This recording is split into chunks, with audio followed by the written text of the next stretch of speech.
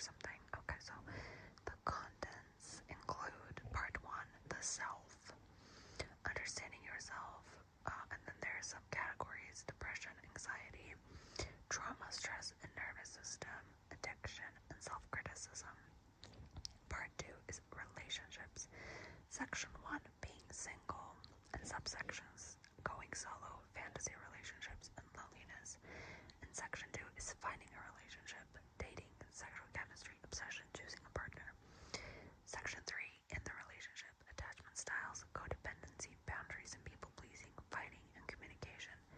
And section 4, out of the relationship: cheating and breakups and grief. So actually I didn't open this book up until right now, and this is actually super useful. So I'm gonna go over a section. I don't relate with the part 1, the self. Like that's not what I want to read about. I want to read about being single, because I'm currently single. So the first one is going solo, and the title is How Can I Be Happy on My Own? I can't really say that I relate to that because I'm pretty happy on my own. Let's see what else they're offering. There's even exercises. I'm reading on my iPad, by the way. That's why there's no other sounds. Fantasy relationships. Loneliness. Okay, so that's all we have for the going solo or the single part. Okay, so let's do loneliness, because I honestly sometimes I tend to feel a little lonely, especially because I am 28 and I personally don't think that's old at all. And I think I'm just, just the right age. But all of my coworkers that I spend most of my day with are married, and they're my age and a bit older than me. Like, age range is 28 to 32, and everyone's married, and most of them have children, and there's 15 of us in my group at work in my section. So sometimes I can feel a little bit lonely. So let's go with the loneliness. Okay, how can I feel less lonely? Let's go. One of the main reasons people fear being single is loneliness. While that's a very common and understandable worry, I have to fix my posture. I'm so uncomfortable. Sorry. Okay. While that's a very common and understandable worry, being single doesn't necessarily mean you're lonely, and being in a relationship doesn't necessarily mean you aren't. There's nothing lonelier than being in a relationship where you're not connected to someone, where you have to hide parts of yourself or fight for attention. Loneliness is about more than just whether we're in the physical presence of another. It runs a little deeper than that. The connection we have to ourselves is the best predictor of how deeply we can connect to others. If you want deeper connections with people, start getting to know yourself more. For me,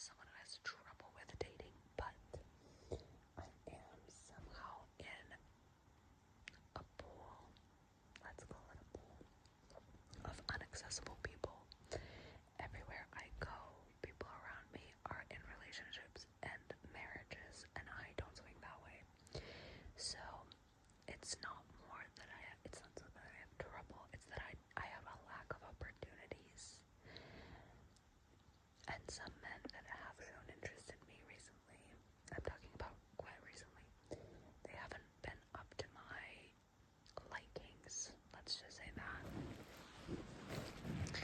But this is a short part, the trouble with dating, so let's read it. So this chapter begins talking about a woman and her story as I've skimmed through while looking at the chapters. So this says, why is it that romantic relationships are the hardest? Why can mere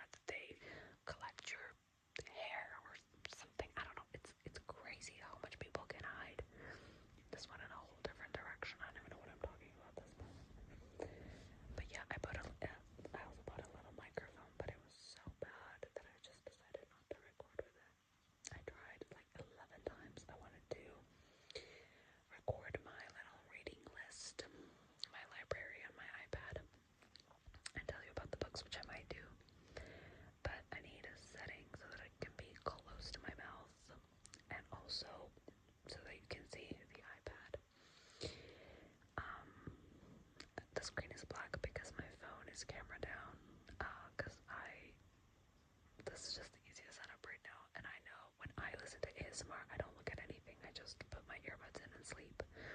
And listen, for me, whispering is the